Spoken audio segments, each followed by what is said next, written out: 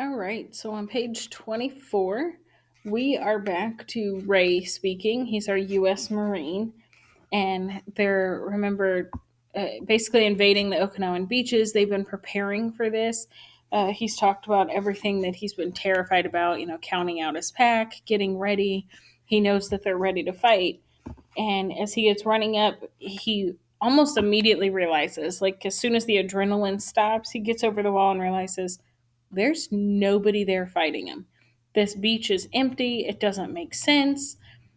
There's not even tanks around. There's not dead bodies. It's not like there was a fight and it disappeared. It's like nobody's there.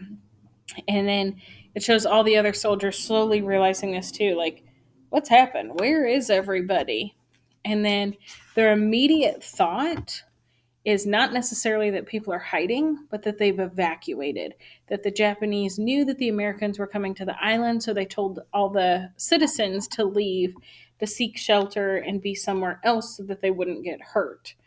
So they decide they're going to continue on with their mission. They're going to do what they're supposed to do. And as they walk, what do they come across? But a pig in a pen. And this is something really exciting for all of the men because they've been eating military issued food for a while and it's not always the best.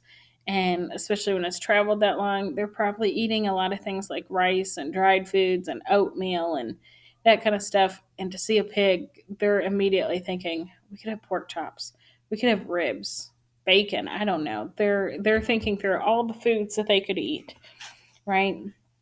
And they're pretty excited about it.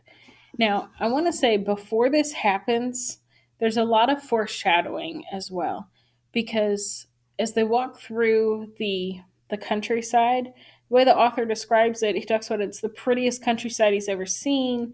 There's these neat little fields that have rice and beans and sweet potatoes and sugar cane, and it just looks, pretty as a picture. It looks perfect, but there's no people. And he's like, something's wrong with it. There's no people. And for me, that would be a red flag to come into this area that looks completely abandoned, like people were just there minutes ago and it's completely a ghost town now. Um, that to me feels like foreshadowing that something's bound to happen. If he knows in his gut that something feels wrong, he should trust that instinct. But they see this pig and nobody knows how to slaughter it. And finally, Ray says, I do. But he's nervous about it. And we don't know why. It just says that he's had some traumatic experience in his past and it's going to be kind of a trigger for him. But he agrees to do it. And when one of the guys jumps the fence to go get it, he's shot.